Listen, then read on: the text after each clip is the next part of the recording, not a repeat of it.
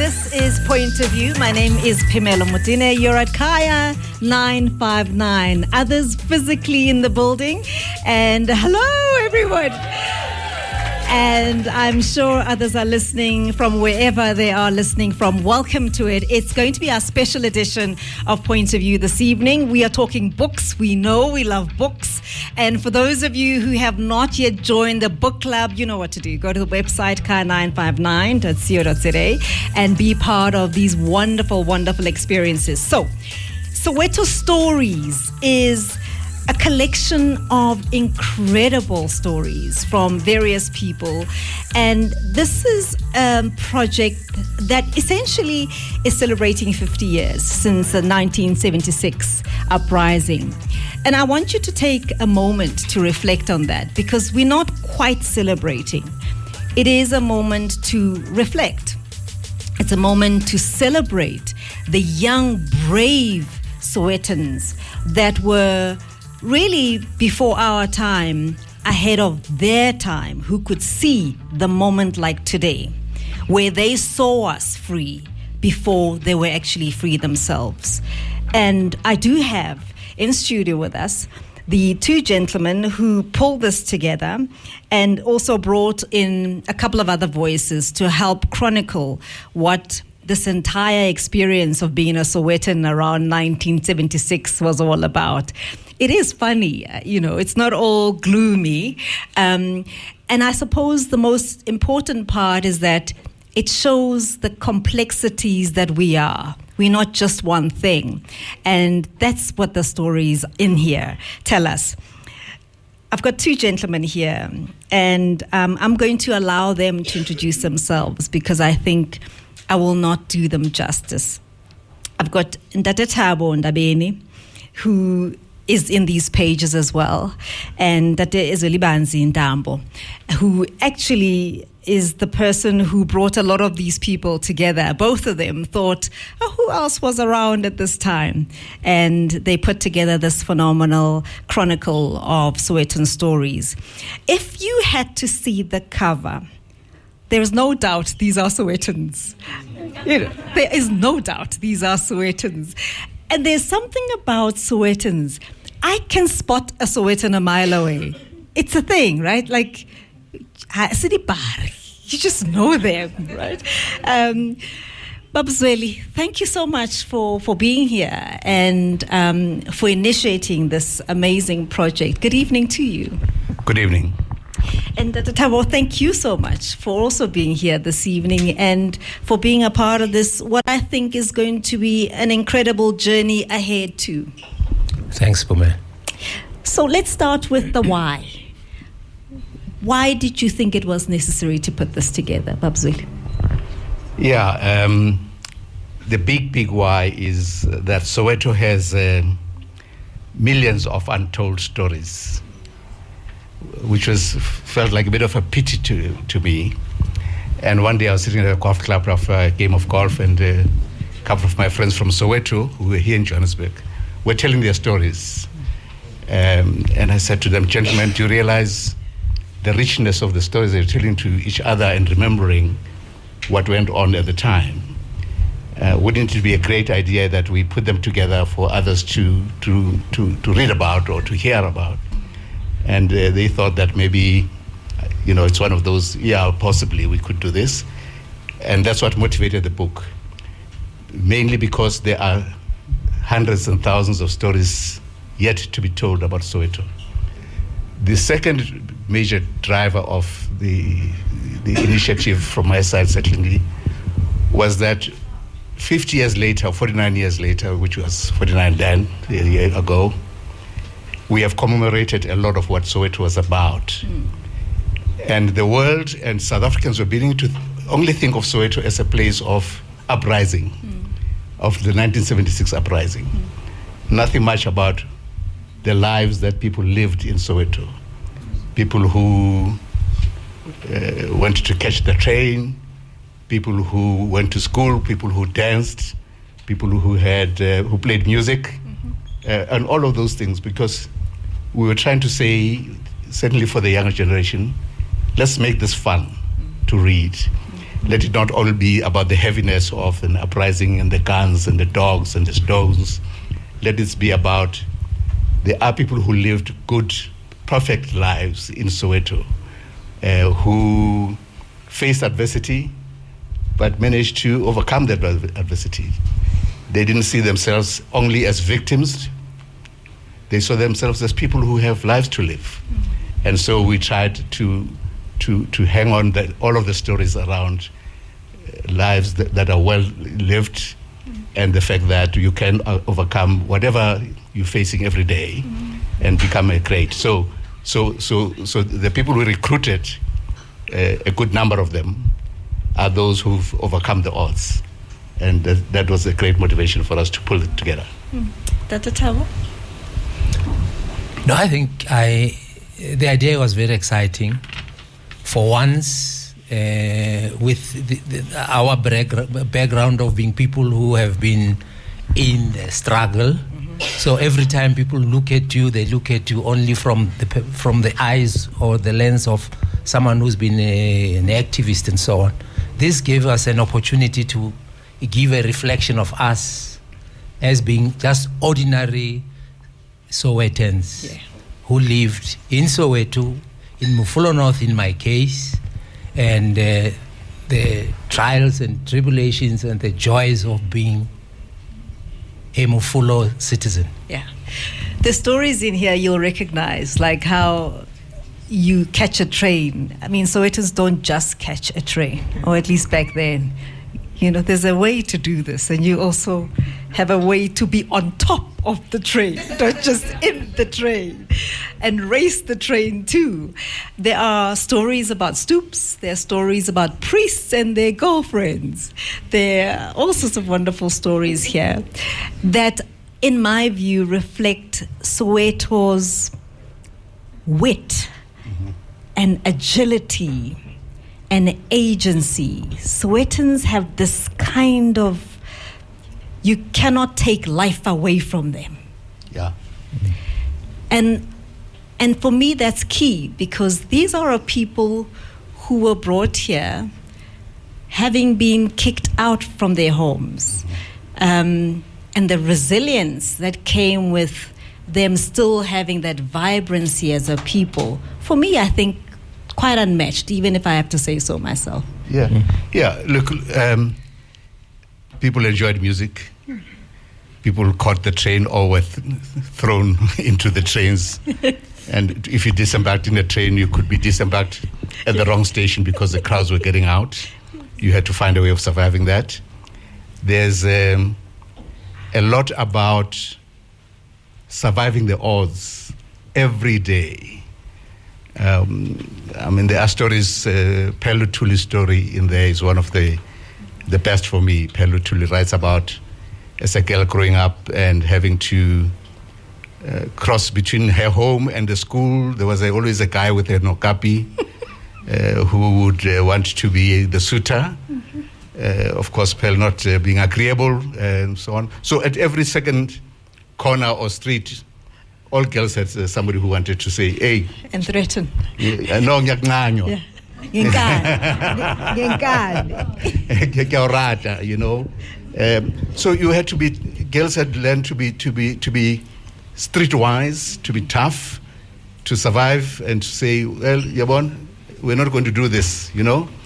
And Pearl ended up as a journalist, a respected journalist, a senior person, who was even, you know, sometimes there was a guy who was a tsotsi or a gangster who was afraid.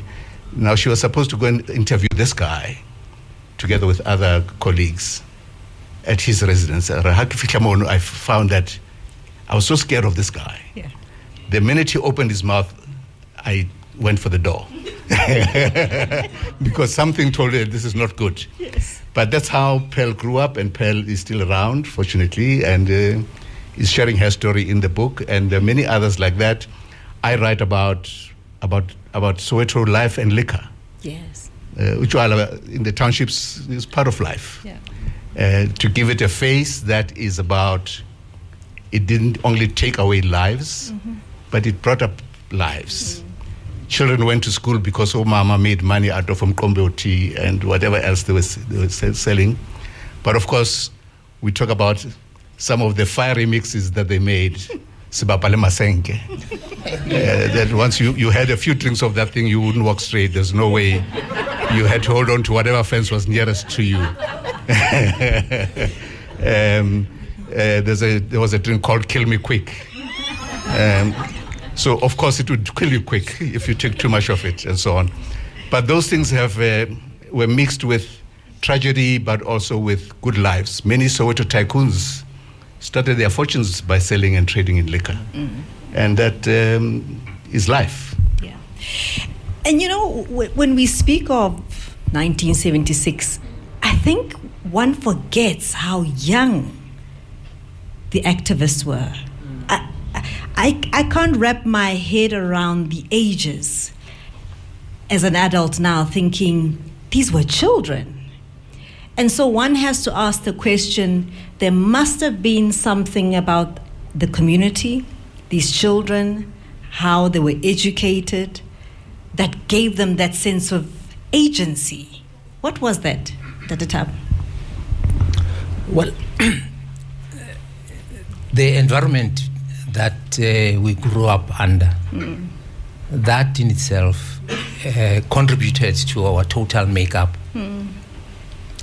We grew up with parents who were leaving us around 5, 6 in the morning, go to work, they come back around 5, 6, 7 at night. Most of the time we are on our own. You can see that we are living from hand to mouth. Food is there, things are there, but every time you can see that someone is making a plan here. So for a perceptive youngster, you realize that circumstances under which you are living are not of your making. Circumstances are designed elsewhere. For myself, I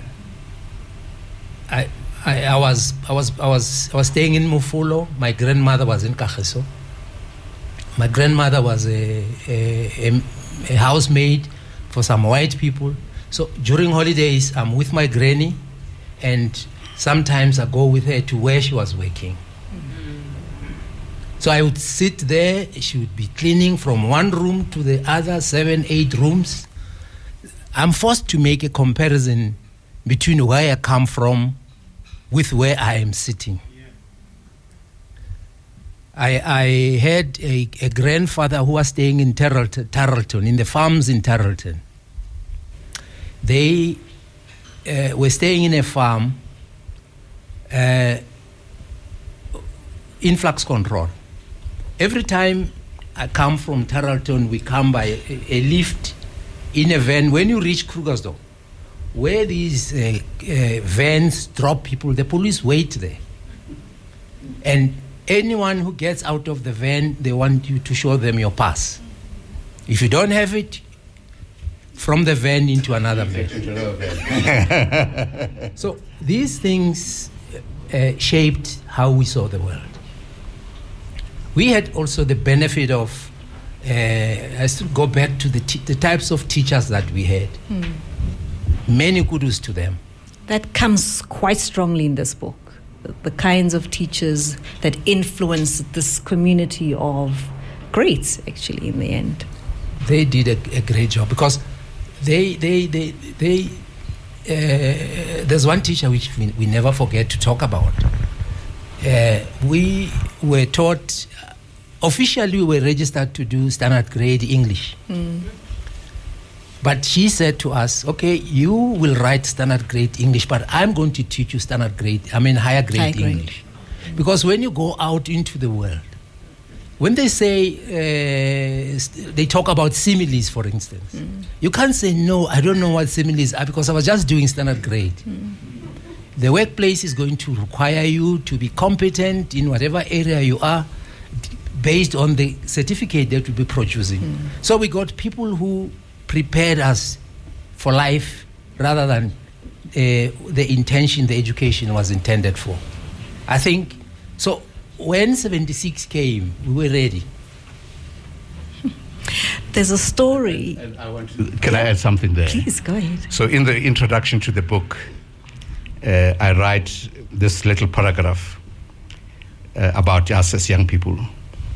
Pounding dusty streets to schools that offered Bantu education with teachers who were committed to sculpting them, cane in hand, right, into future leaders, making every attempt to give them a future beyond being mere servants of the white capitalist economy.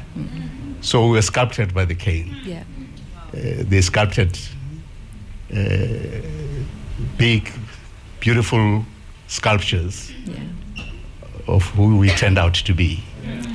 But they were determined that something else, we must become something better than what our education offered. There's a gorgeous story in the book about how the two principals lobbied, I think that's the word, lobbied to get children to come to their respective schools, because the pride sat with how great my school is and everybody wants to come to my school. And that speaks to a different kind of a leader in society, because it does seem to me through these pages, most adults saw themselves as leaders of that society in their respective right, even Shabin Queens. The Opa is here. Yeah, the guy who was convinced to join a lady high school He's in by the two audience. principals who were in a Shabin is here.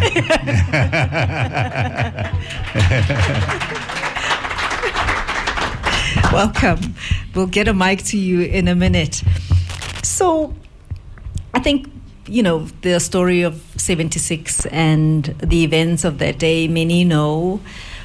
But I wonder, for you who was there, how on that day, when you went to bed that day, how did you understand what had happened? I always say we left in the morning as innocent school-going children. We came back adults. That's what everybody says. Yeah. When we went home, we were completely different. You changed.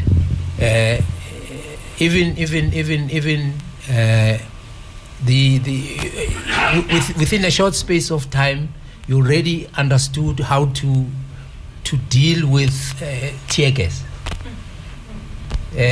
How to avoid a bullet as it's coming your way.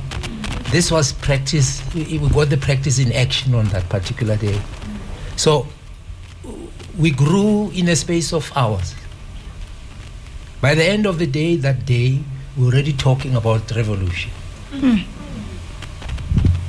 But Sweli, how did you make sense of the day? Well, both of us, by the way, ended up as student leaders in the first Soweto Students Representative Council. I was the first one to join and represent my school, my high school, Musi High. When I left, Thabo took my place. So there was a relay. My memory of the day was when we saw the smoke billowing out of parts of Soweto. The beer halls were being burned by people, young students who were never given a mandate by anybody. They just took the agency for themselves. Some post offices disappeared, and so forth. And the helicopters of the army were flying all over the place. I remember very well my granny and others saying, "Please, Banabaka, stop doing this. They are going to shut down the water, and the grannies ran around filling up baths with water and so on, because somehow, word gets around and so on. Unfortunately, the water was not. But what was amazing is how students led themselves. We were student leaders, but they were also leading themselves into things that they wanted to do, which were important for them. From time to time, of course, our duty was to try and bring them together and say, how do we prosecute this struggle in a manner that's not going to harm everybody?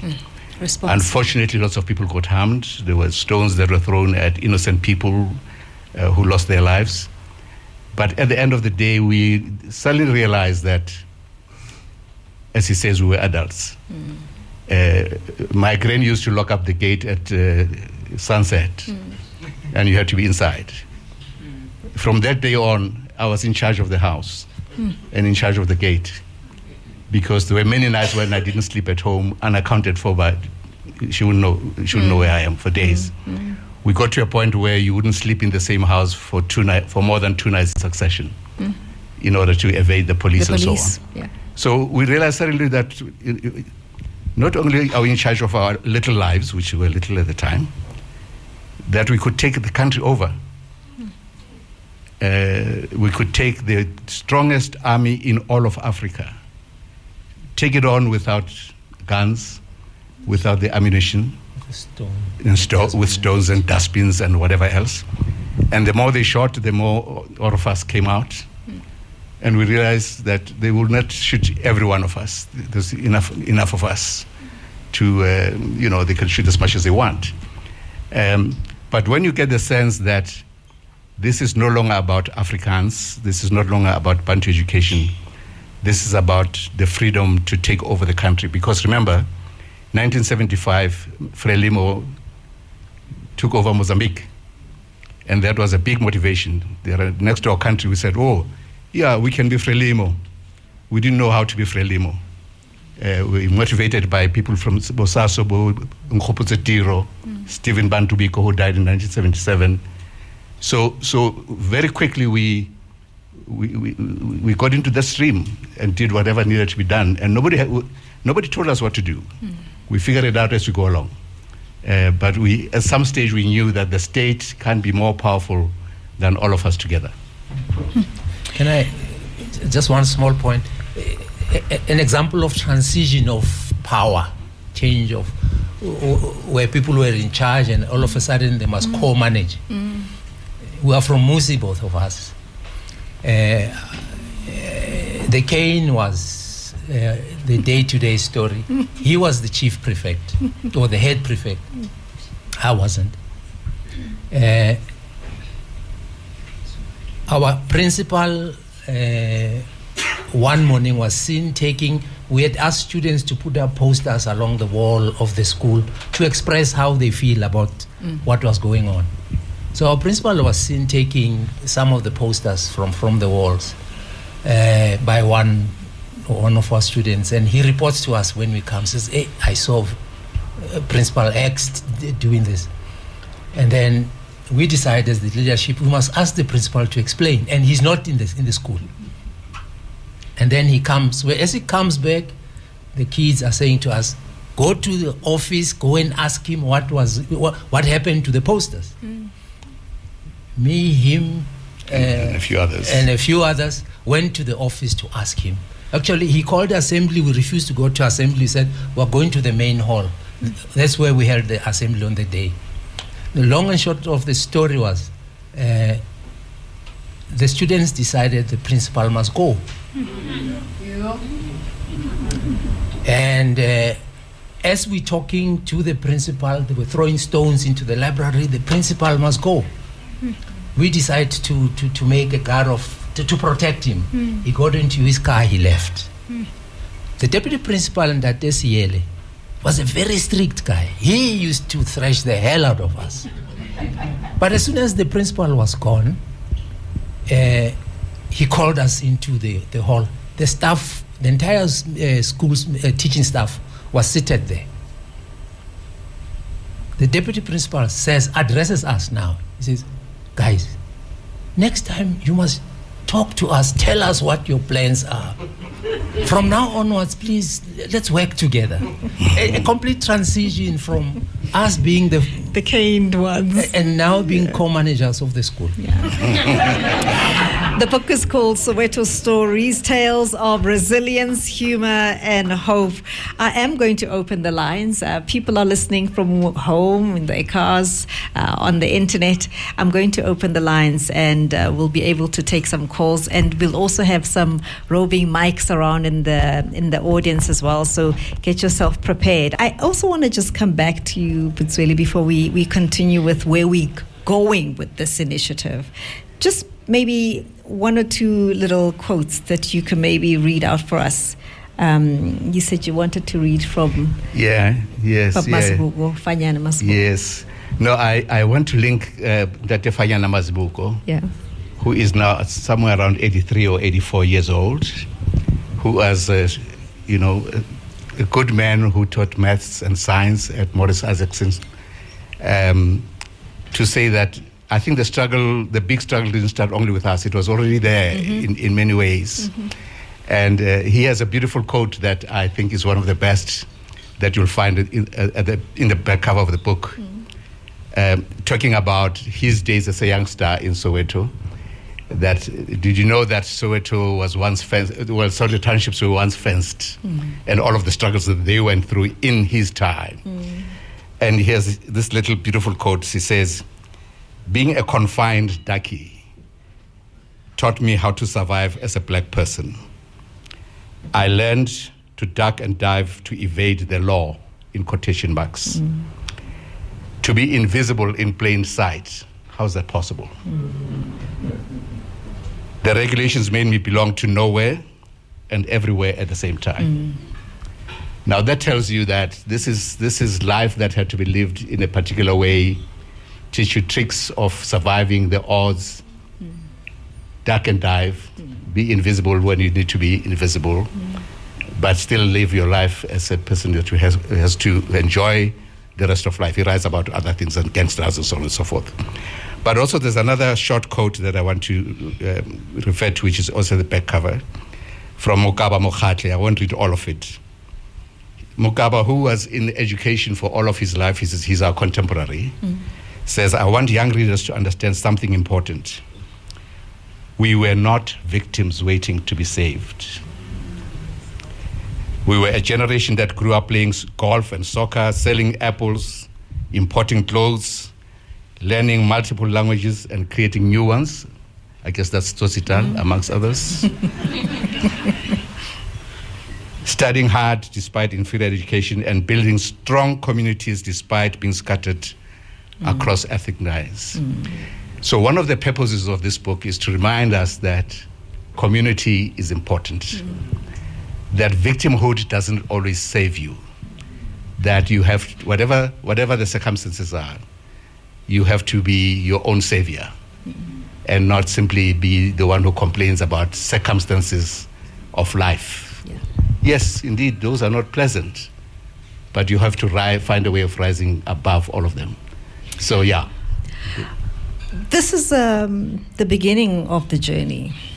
You've been thinking quite deeply about this. We are now in 2026, 50 years later, and you have decided, well, it can't be business as usual. Every single year we reflect on 1976, and then that's it.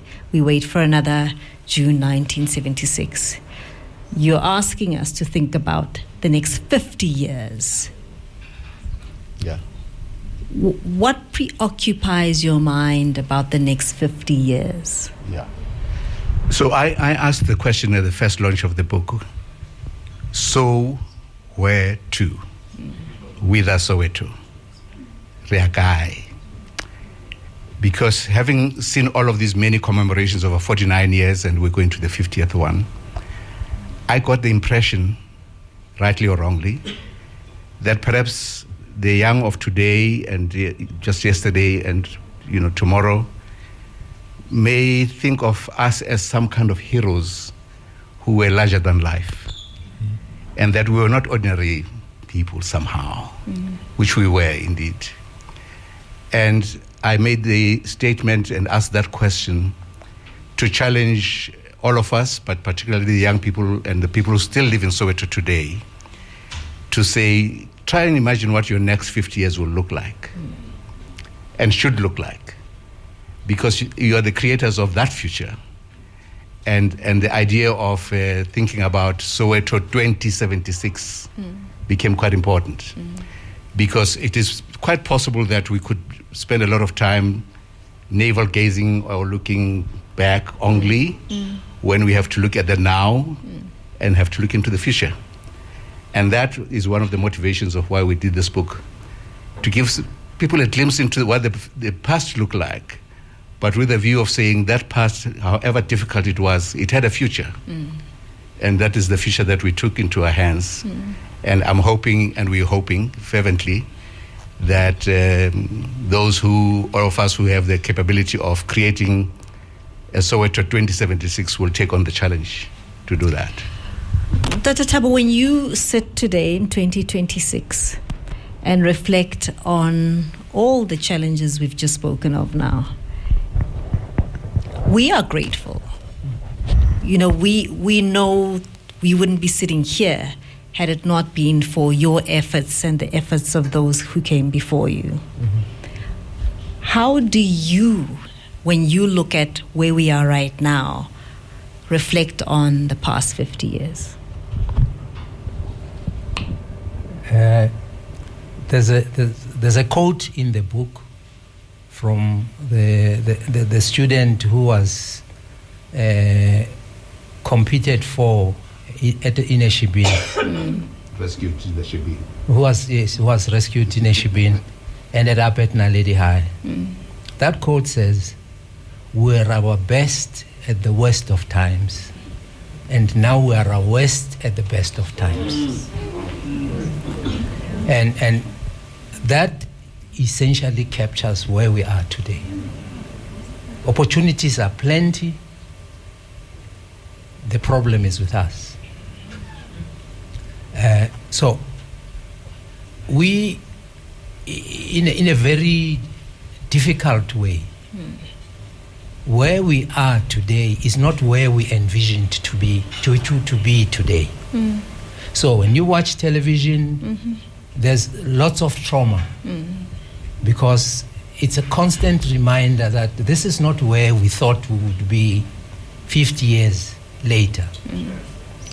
That's the pressure for us to say, let's get on, galvanize everybody so that the next 50 years must definitely be where we thought we would be.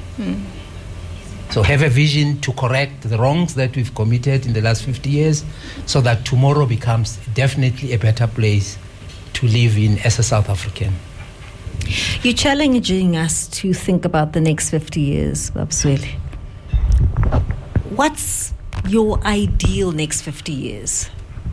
When you envisage this 50 years for young people? The one thing that I always come back to is the very thing that our parents and grandparents told us in those many years, even President Mandela. Nothing is better and stronger for you than education. Nothing. And so one of the challenges I put to young people and everybody else is to say education is not the stuff that you get only at school. Education is everywhere. It doesn't stop when you stop school. So the ability to learn every day, something new, something different, something that can take you forward, because that's your arsenal. That's the best weapon you have against any odds that you'll come across. And it sounds a bit trite, right? We've heard it so many times. So the Soweto that we envisage, I would hope Sowetans and myself and others can envisage, is a Soweto that has a vibrant life of people who are informed, who are educated, who are not simply becoming fodder for political parties when they are required to vote. Because part of where we are in these last 20, 30 years and 50 years has to do with those who understand the power of ignorance, of using those who are ignorant of their circumstances. And they become voting cattle. They become voting cattle. Ha batho ba se ba ithuta hore ba tsebe who they are, where they come from, what is their history, what do their present circumstances mean, how could they change that for themselves and take agency. We will not have the next 50 years looking brighter than now. There was an incident that I refer to often, which was very recent, that people at Moponya Mall But she said a taxi guy who was e-hailing, they banned that guy, the taxi people, or whoever it was, saying e-hailing is not allowed around here. They wanted to be the bosses as usual. The community of Pimville, which is where I was born, within 12 hours stood up and said, this is not going to happen in our town. This is not going to happen. And within the next 12 hours, the taxi association came and apologized profusely and said, you are free to go on any mode of transport that you choose. That is agency, right? And we must be able to do this with anything and everything that requires us to correct and not wait for some government or some official who drives in a blue light car to come and tell us what to do and how to do what we need to do. The community of Pimville did that more than once. They protected the Maponya Mall when there was that July 21 insurrection kind of thing. They stood around that mall and said, it's not happening here. This is our mall. You know? So this ability to take agency, to take responsibility for your circumstances, and do that with fervor, with conviction, is what the Soweto we're hoping for. 086-000959. I want you to raise your hands if you are in the room. If you would like to call in, send a voice note, you're also very welcome to do that. Let's get this conversation going. The plea here is to think about the next 50 years. It shouldn't end now. It shouldn't end today. We shouldn't only, as you said, only reflect on 1976, but what becomes of the next 50 years for the young people today who are, 12, 13, 14, 15. And that's really the challenge. What do you think, Tata Thabo, has been the stumbling block? I think freedom has been the stumbling block. When 94 happened, we closed our toolboxes, we sat back and hoped that now we've arrived.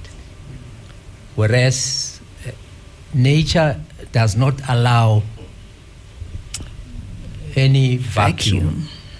You sit back, there's a pushback. So, like Newton said, we failed to push and continue to push, and today we thought we were free when we're not free.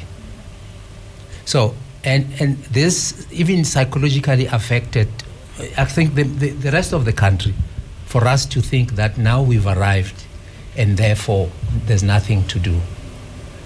But at this moment, we have an opportunity to reflect on what has happened since 94 to now, to therefore then correct and to say we are free, true, we are free, but there are many other things that we have to do.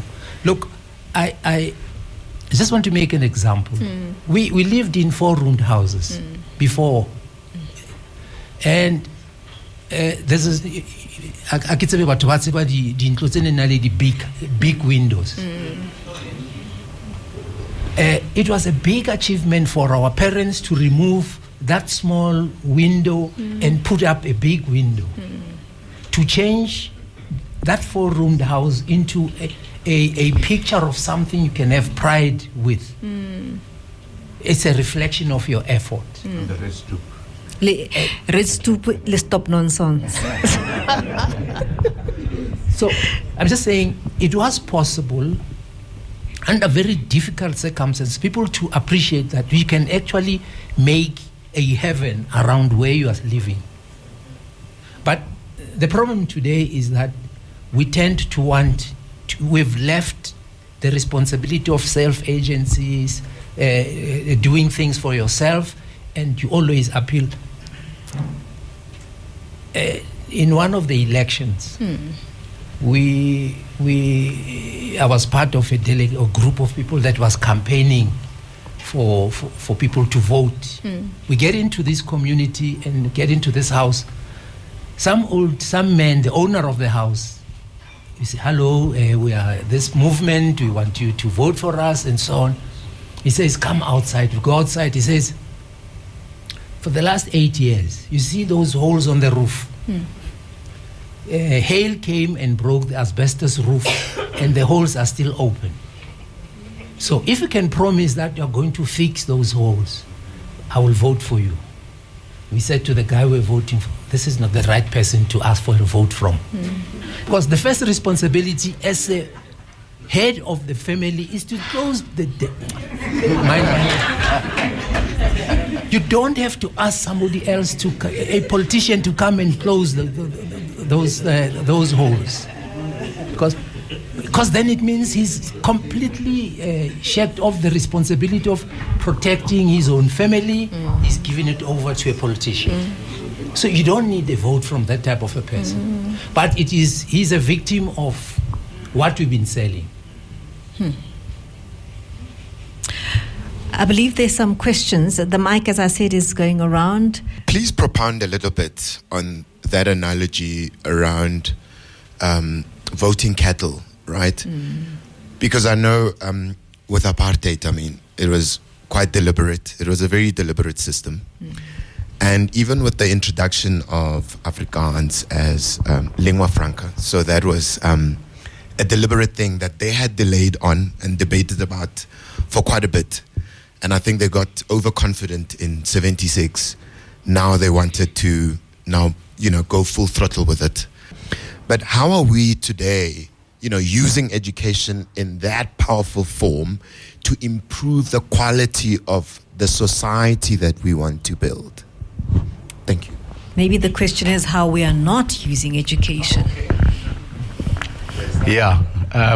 Well, I mean, there's lots we can say, but just to give you one example of what Thabo and I and the class of 76 at Musi High School are doing.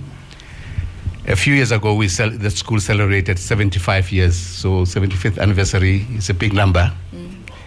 We decided that we're going to use that moment 3 or 4 years ago to pull ourselves together as that class of 1976. To say to ourselves, we have to work with this school to improve the grades that come out of that school. And that we would do anything and everything possible amongst ourselves. Cyril Tsofetse almost qualifying for SASA Mdende. Nobody would tell. But I'm saying that alumni association got together and we did a good number of things. Amongst them is a book that we wrote, we produced. In fact, that book was edited by my brother, Themba Mtambo, who asked, Reverend Themba Mtambo, who asked for 23 contributions from ex-students to write about their stories of being through Musi High and our principals, our teachers, and so on, so that we can give those books to the kids who are at Musi High today. The first contributor was Ntati Lebeko, who was there, one of the first students. He died when he was close to 90 recently. The youngest student was one who was about 18 years old. We asked them who was still at the school.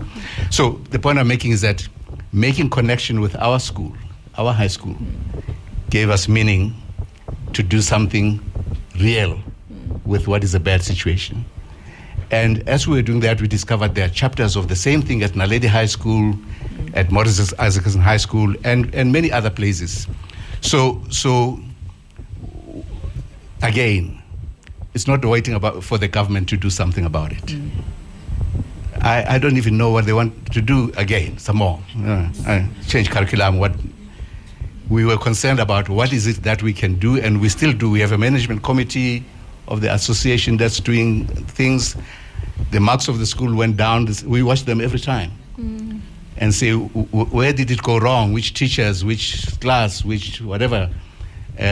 So going back to something that we have an affinity to and we love and we know we can influence, makes the difference, however small it may be.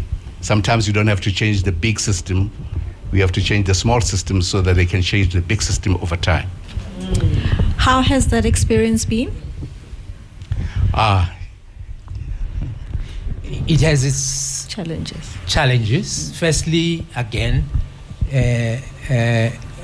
sometimes there's a view that you are outsiders who are trying to influence what is going inside.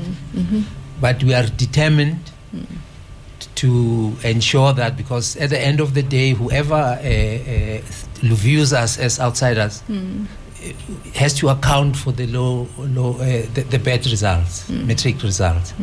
So, and then thereafter they are forced to. Can we just for 1 second stay there? Because I hear that a lot.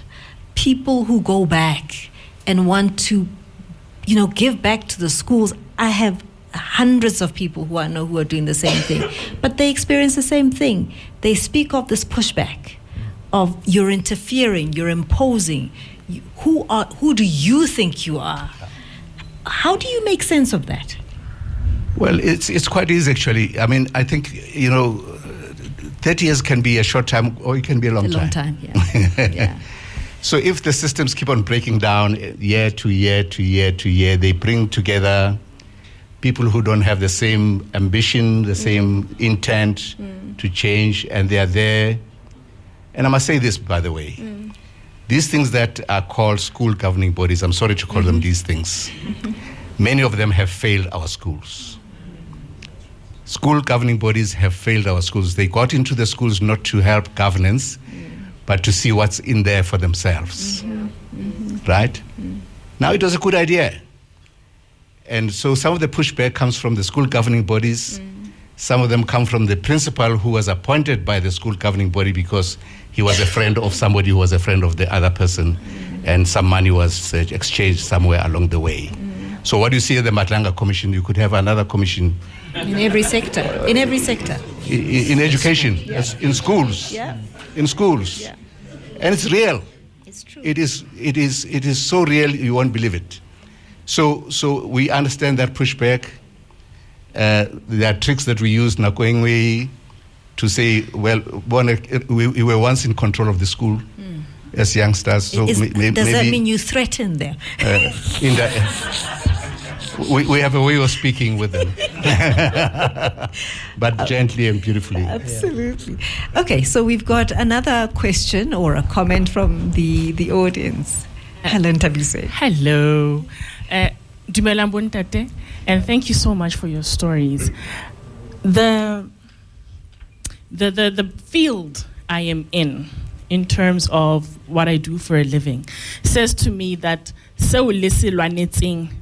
hasn't come to pass. And why am I saying this? Because our laws have not changed. We were given a very beautiful piece of legislation, the Constitution. And the Constitution was supposed to fix what was wrong. But a great number of milao ya rona are still from 1975, 1980-something, 1912, which is pre the Constitution. Your words when you were asked, Girls Pumila, earlier, one of the things that you said was, we need to know where we come from in order to know where we need to go for the 50 years that you're looking ahead for. But my issue is that in practice, when it comes to the law, our history, our laws, our customs are not codified. They are not written down.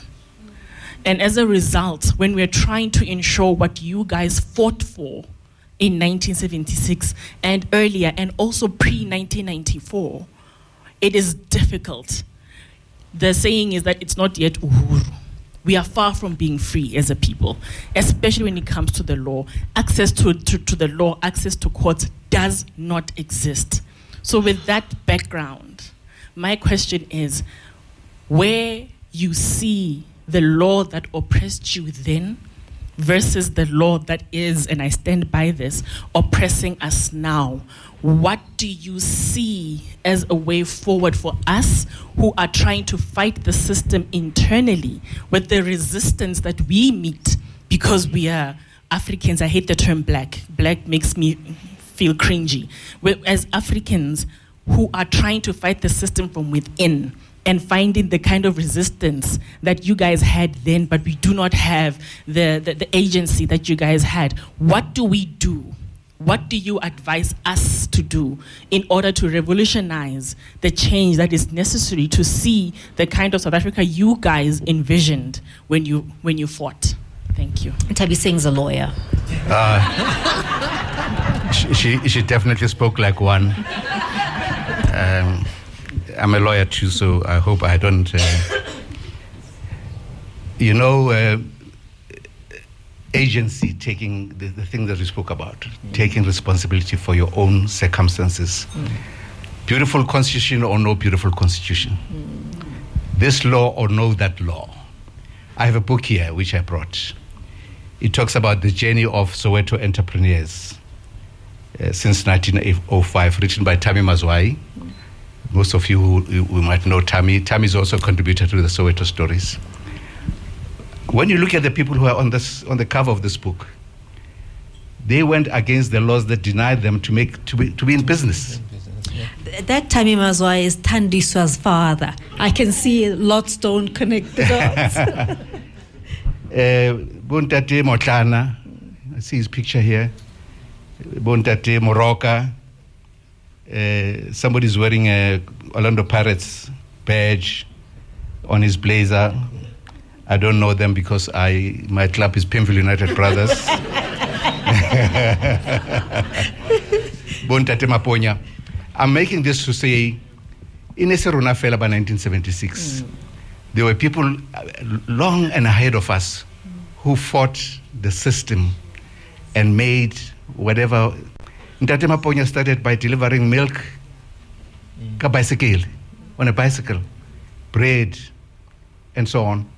So, despite how big the constitution is or whatever number of laws there are, they cannot stand against your determination to improve the circumstances of your time and place, and they should not. Thank you.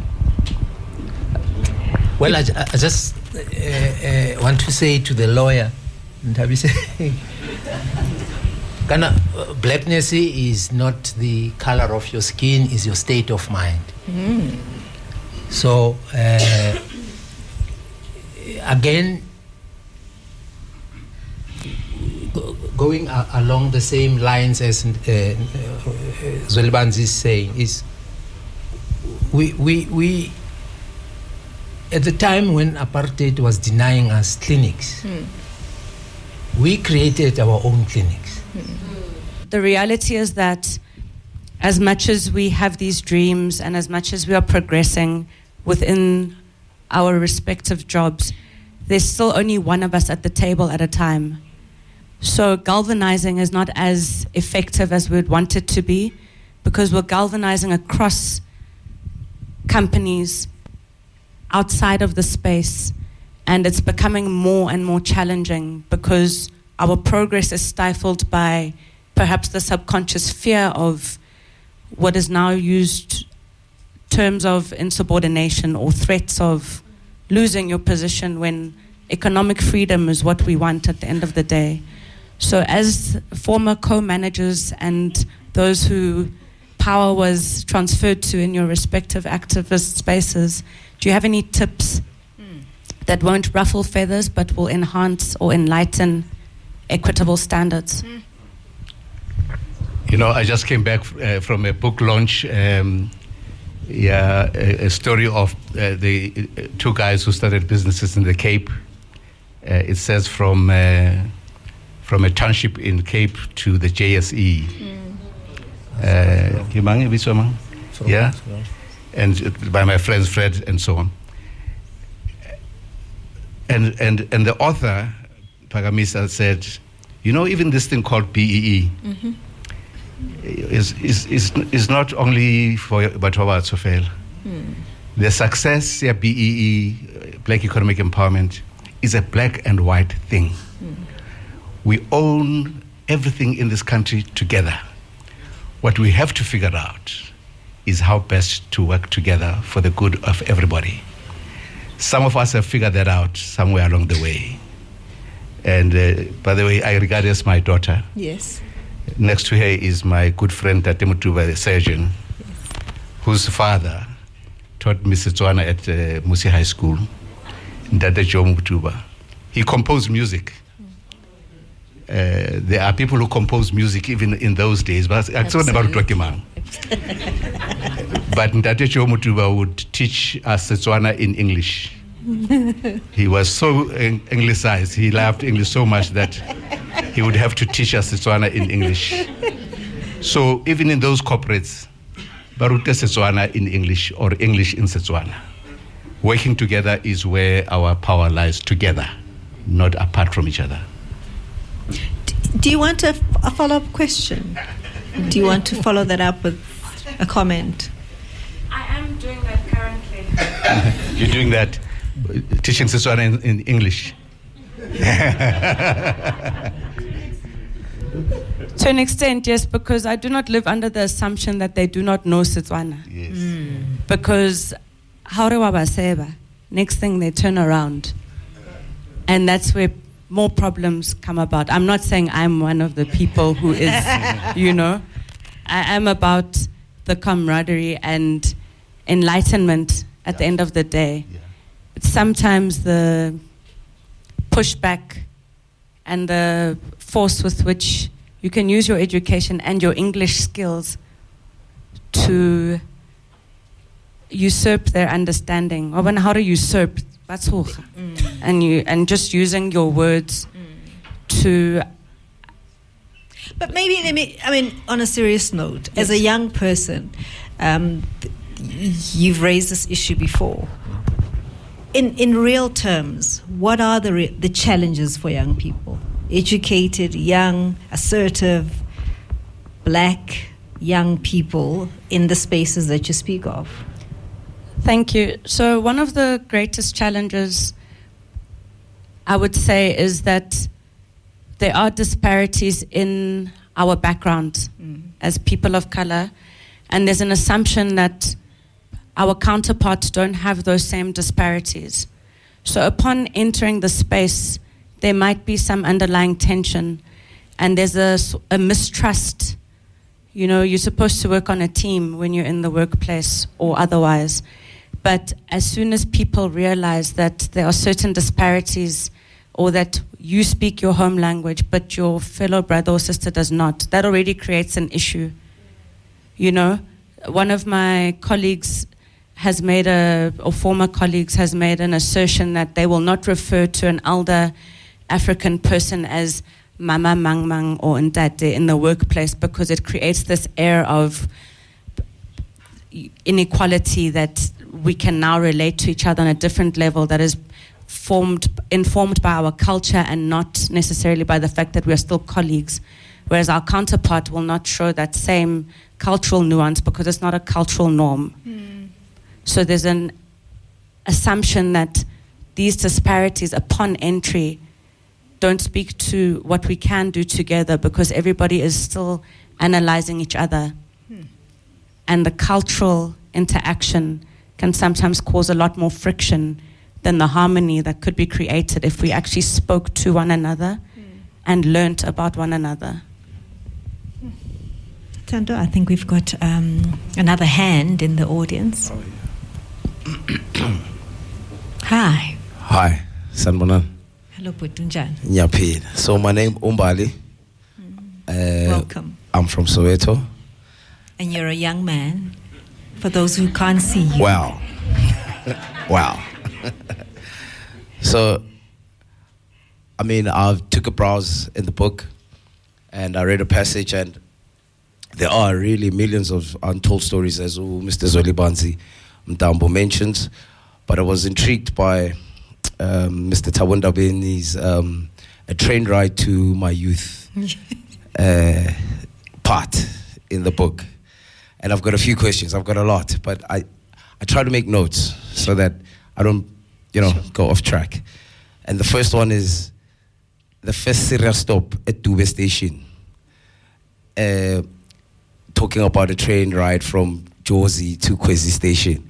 And I'm from Soweto, I'm from Dube. So when he says, I just want to hear from Mr. Tawanda Beni the feeling of that relief from, the first serial stop at Dube Station. If you can please expand on that, just give us how that felt like, in these reflections. And then the second thing is, there's a question that was asked in the story that he tells, Uguti, as a question to try and understand, Uguti, where's the train going? Is this the right train that I'm getting on? And then everyone would ask, "Siaphi lestimela?" And then the popular question, it's, I guess it's sarcasm or bebapapot or something, bebati, "Siyaphambili." You know, what is siaphi lestimela? What is siyaphambili? I want to understand. I mean, obviously it sounds lame. Well, it sounds in that time, but in this time now, this bigger, like the consciousness movement, like our conversation, lestimela is iskibilile manje. Besingazibuza thina in reflection ukuthi siyapi. I mean, Mr. Zweli Banzimtambo spoke about 2076. Besingazibuza ukuthi siyapi lestimela. I would like to get a reflection on that. Quick. Number 3, number last. And then, you know, there's also something about it was their favorite stop before they went home.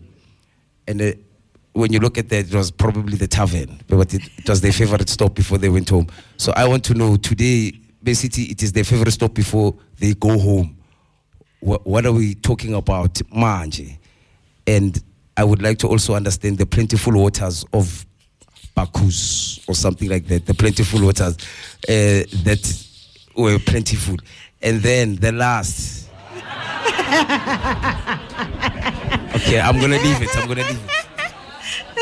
I've got Putsweli Mtambo and Thabo Ndabeni here in studio, and we have beautiful people also who've joined us here at Kaya House. Just a round of applause for yourselves for being here. And as we reflect, we also welcome your contributions, your questions, your comments. I'll start with voice notes. Let's just maybe all take a listen to what those who are listening at home are saying. Great conversation there at the studio. I'm a fashion designer based in Soweto. The brand is Takasi Clothing. Very much inspiring listening to the guys speaking about Soweto Stories, because the brand and most of the designs that I do, I draw inspiration from the township being Soweto where I'm born. So just wanted to check with the guys. Maybe they can go onto my page on Instagram, Takasi Clothing, check out some of the stuff that I do, and maybe we can do a collaboration going forward in terms of how we can improve Soweto as a whole, and then building that future that the guys are discussing in studio. I like that comment. We really have to save our community, guys. We really have to stand up as people, save our community, save ourselves from these people. You know, the government is going to come and save us. Clearly, they're not going to do that. And another thing why, you know, people who are bloated, they didn't even go to school, and all that is because people who went to school, people who should be leading us, people who are clever, people who are worth it, you know, they should be there. They don't want nothing to do with politics. They don't want nothing to do with politics. There is why they always gonna rule us. And as long as these people who should be leading us, they're taking a backseat, but politics are dirty game. They don't want nothing to do with politics. It's going to be tough. Trust me. I want to say to all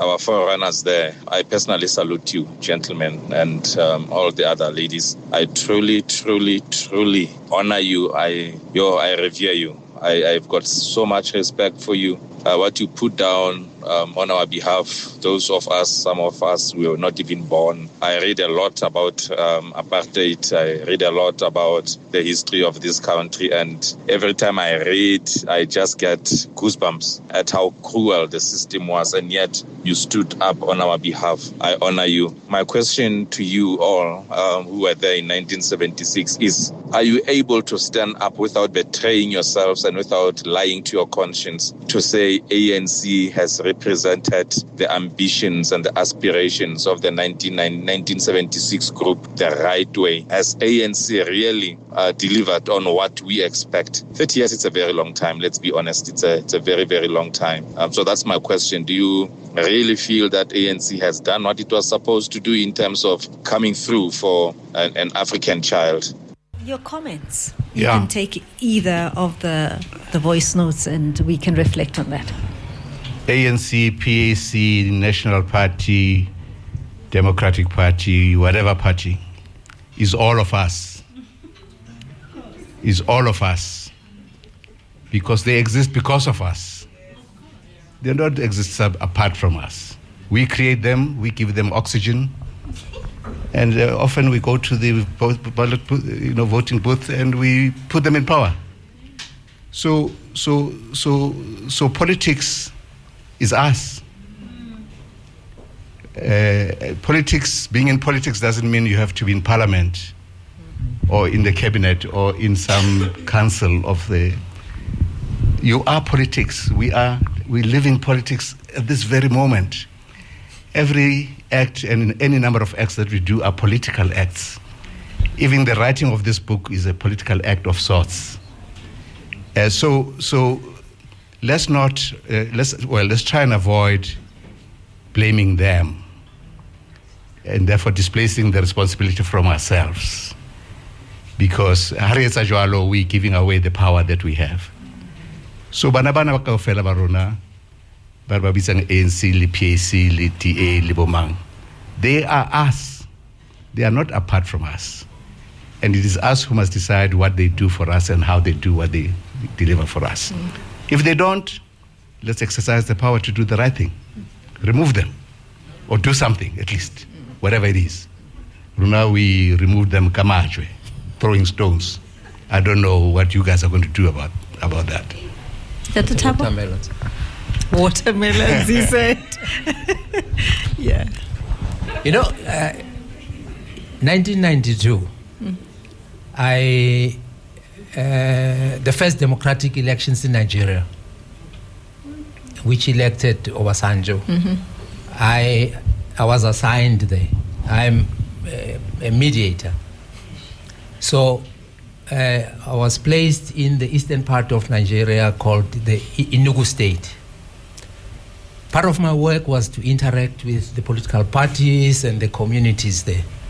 So on one of the days, I encounter members of one party. I think it was APP or something. I asked them, but why are you supporting this party? The guy says, no, our cousin is a candidate there, so we vote for him, then he's going to see us. We're going to be fine. I mean, coming from where I come from, where I think, and do you know the didn't policies understand of the party? Yeah. Do you know, you see the contrast. Yeah. I came from, I said, you must believe in certain principles. And so it was a complete confusion on my side in terms of why your cousin, if your cousin is a candidate, then you vote for the cousin. But I understood that the cousin was then going to look after them. At the time, I didn't realize that we will find ourselves in the same situation. Many speak of how South Africans had this exceptional, we thought we were exceptional. No.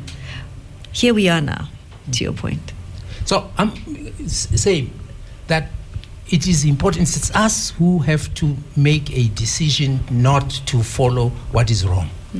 It is us who will stop hero worshipping. If someone, we know that person hikinza, and we hold him in high esteem from monies that are stolen, we should as a community be able to stand up and say, if we know that the money is ill-begotten, you should not become a hero in a community.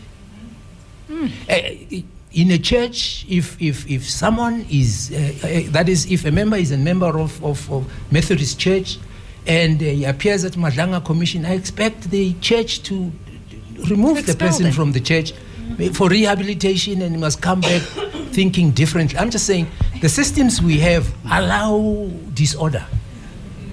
We allow disorder. So again, the problem is our problem. Whatever goes wrong, the political party, whether it's at your home, and so the old man I spoke about, who failed to fix the roof, his children are going to behave the same. There are pictures of in Athlone or in areas where there's water. People come. Okay, let me just give another example. I went to Port Elizabeth at some point, and I found people building their shacks next to a floodplain. So I asked, but no, you see, and they call the place Soweto too.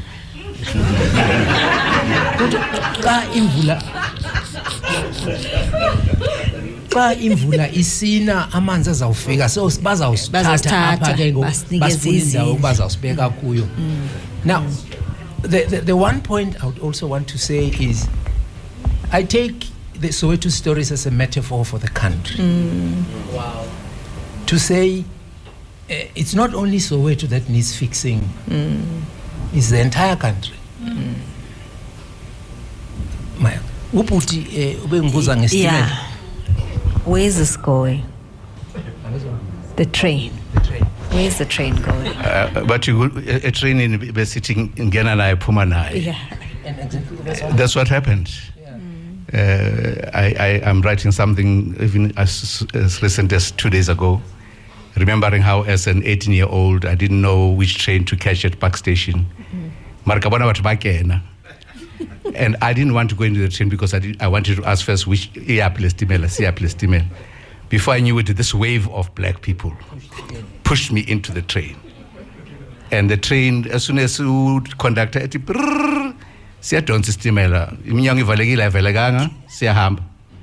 and you look at these adults, am we going to the right place? I was hoping we're getting to the right place. And fortunately, I was in the right thing. Imagine Hankebek ended up in a lady instead of Nansfield. So Ngenanai Pumanai, it was part of the what happened. And of course, you stood in those trains, Bausecha, you know. Yeah, pickpocket, you lose everything, then you have nobody to play. Yeah. Baby. Okay, where's the train going? I think for us now, it is important. I think the audience should take whatever little messages that we are having, but we are essentially saying, guys, let's take the responsibility of ensuring that this country is redirected individually.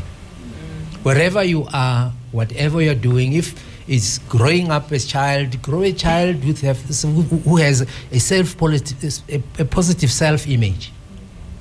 Let's not create children who don't know who they are, who don't know where they come from, who don't know anything about themselves. Because the parents, when we were struggling, I find it very difficult. As a 19-year-old, I used to know about Bambata, the battles that the previous people fought. By 76, when we were fighting because we knew that we were standing on the shoulders of giants. But our children today, they sometimes you talk about 76, they look at you as blank. Yeah. We've got another, a few hands. Yes, sir. Okay. No, thank you very much. I flipped through the book, and I sensed that the book is arranged along three themes. It speaks about humor, struggle, and hope. I hope I understood it correctly. Yeah. So I want to touch on the theme of humor. I come from Khalishiwe.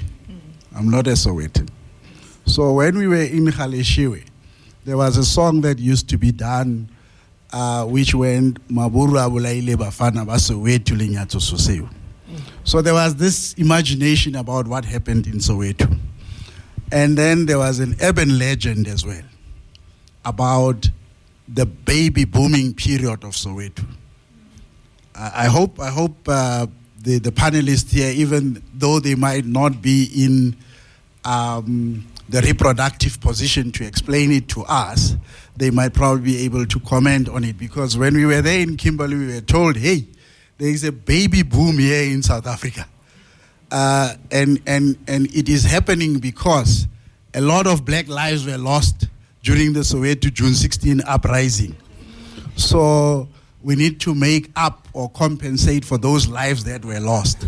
Now, I'm not sure whether it was just an urban legend and whether it was true, but perhaps Bundate Ntambo, Lebo Ndate Ndabeni, Bagar Khalosetsa Hore. Was it just an urban legend or was it true? The second, they're both looking down.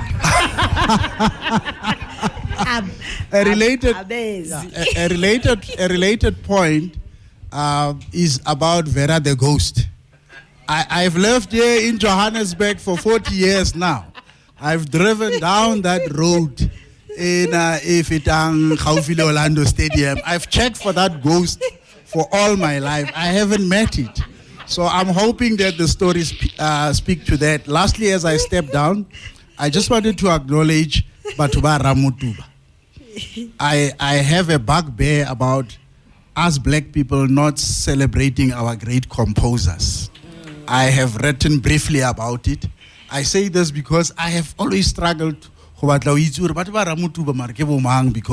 all we know, JPS Mutuba, ne?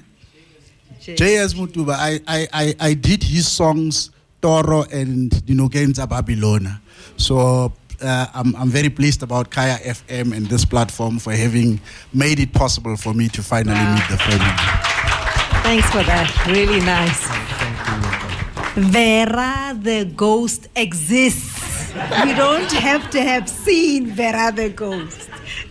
Yeah, no, Ramutseba Vera the ghost. How someone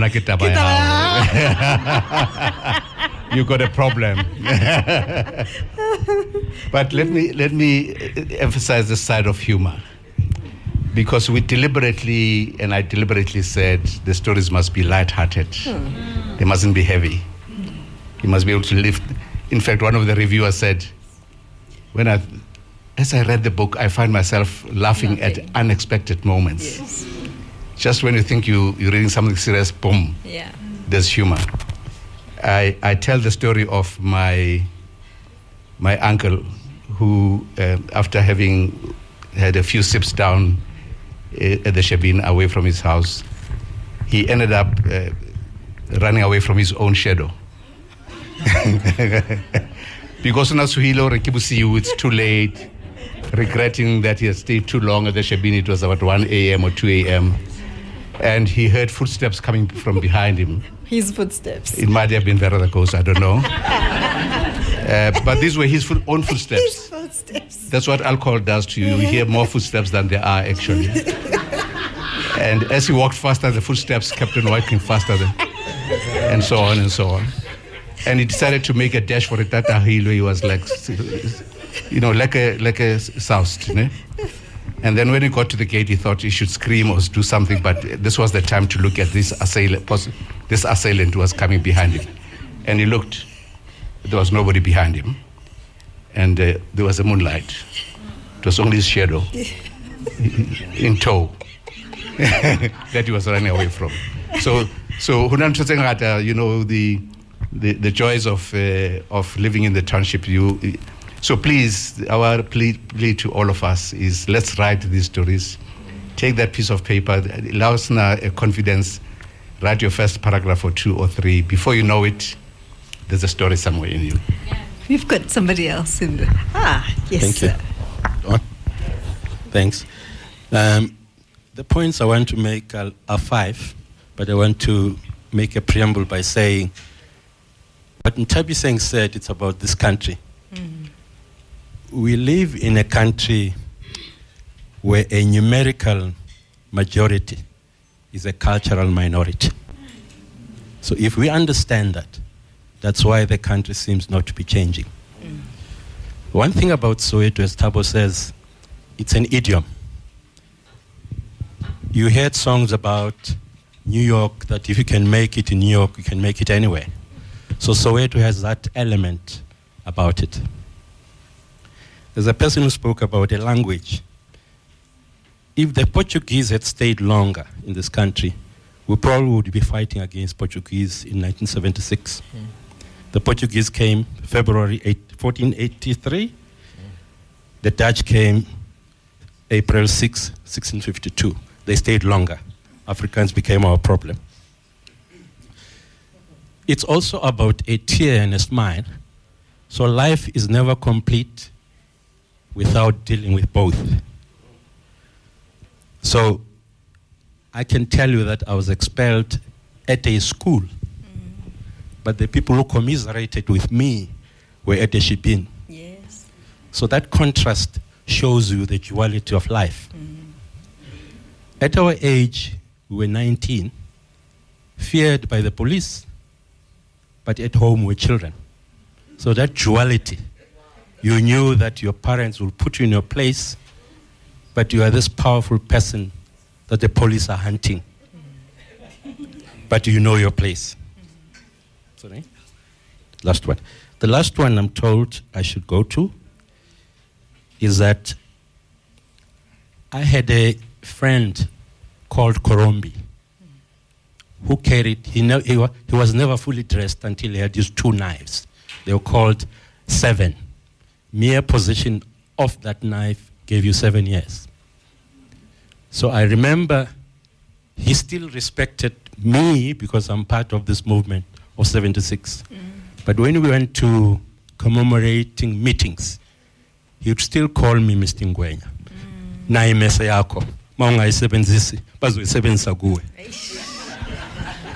So Babu Ngwenya is one of the contributors in the book. Please look out for his story as well. Thank you. We'll take one last one. Thank you. Yes, ma'am. Good evening, everyone. Good My name is evening. Larato Kadiaka. So I'm hailing all the way from the East Rand. So it's Welcome. so beautiful. Thank you. But also, I think what's exciting about this, you then get to realize, Hore, in as much as Iliditoritsa Soweto, but as a young girl that grew up going Kuruleni, I still resonate with them. Absolutely. So there I was flipping through the book, and I was like, I'm just looking for a female voice, you know, Yes. so that I can relate to it, Yes. you know. And, you know, re babalela ka gore mosadi o thipa- o swara thipa ka bogale. And there's a story of a lady where husband ya ga itlhokofetse, and she has to look after the household. And she's a Shebeen queen, you know. And then you realize, like, you saw these things on TV also, and how, like, there was just so many stories around the community, how this woman is not so great, but the males are loving to come to this home, but also not forgetting, and I think it's one of the points that were made earlier on, Hore, ke tšhelete ya ko Shebening e re kentshitseng ko sekolong gape, you know. So thank you for telling these stories, and they resonate with us, whether uko Soweto, uko Polokwane, or you are everywhere. And I think these are the stories that we need to continuously tell our children. So thank you so much for that. Thank you. Thanks, Lorato. Thank you. I've got 2 more hands, I think, behind you, Tando, there, before we close it off. Okay, very quickly, good evening, everyone. Congratulations. Don't let Tando intimidate Thank you so much. You know, she's been colonizing time. Tando, you've been colonizing time, and this is not acceptable. Hey. I just threw her under the bus. Thank you so much for liberating us. So my name is Andi Khatewe from the Black House Collective. Thank you, Africa and Dabeni, for extending the invitation. Just 2 things. One, I'm not going to congratulate you in theory. I'm going to congratulate you in practice. The Black House Collective is going to launch this book in Soweto, Efunda, for our winter school. Siyabulela. Hello.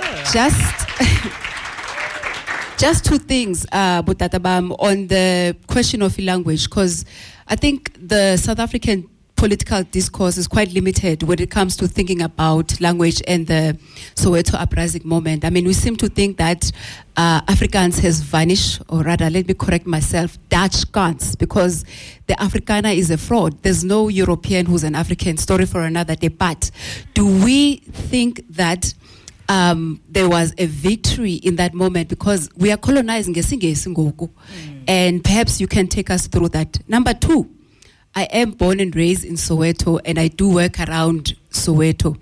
I don't know, we tend to sometimes romanticize the idea of Soweto and the township, right? But at the same time, when people like Simpueta and Asingu ubana sizopuma elokishini, right? And then Uzola comes and says, get off Webila. Steve Biko, when he was testifying, he was asked to give a material expression of black consciousness, and he used one word. He said Soweto, referring, of course, to the Soweto uprising. So Soweto is a lot of things to us. And when we are talking about 2076 and fixing Soweto, I am troubled by those ideas, because what does it mean to fix something that was designed to kill us? Something that, I mean, Nyaupe is a product of a township reality. So can we also maybe get into the darker side of Soweto while perhaps imagining ourselves outside of Soweto? Because i-Azania inkulu Africa, i-Azania is for all of us. And the township needs to be abandoned at some point. Enkos. Thank you. Oh, khuluma kamnandi. Just to read a paragraph in the introduction. Yes. Shortly, very briefly, sorry. We say the enigma that is Soweto lives even more fitfully and more precariously to this day. Rate of unemployment is very high. The public services have deteriorated and sometimes non-existent. The cycle of violence and substance abuse continues to cut down many young lives. Yet, many continue to rise miraculously from the dust and the ashes of circumstance. It is our fervent hope as the editors that this book will inspire many others, particularly the younger generation, to find their North Stars and the jokers in their pack of cards. Thank you.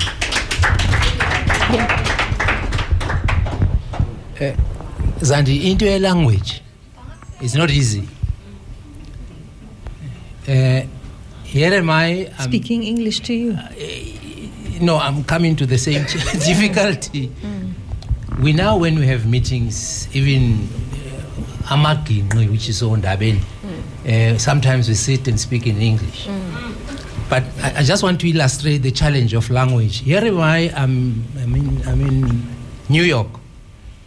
It's a meeting of the World Bank. There are African representatives and other continents representatives. And there is a problem. Africans have two caucus. So we go into a room to caucus. What is the problem? Language. There are French-speaking Africans, there are English-speaking Africans, there are Portuguese-speaking Africans. So we can't caucus because we don't know each other. What do? We ask the people that provided us with this language to come and interpret a caucus as we speaking, and then they translate so that we are able to understand each other. I'm just saying, the Africans at the time happened to be the what that broke the camel's back? Yes. So, God, our challenges were more than just that language. That we ended up with English. At the time, English was not forced on us.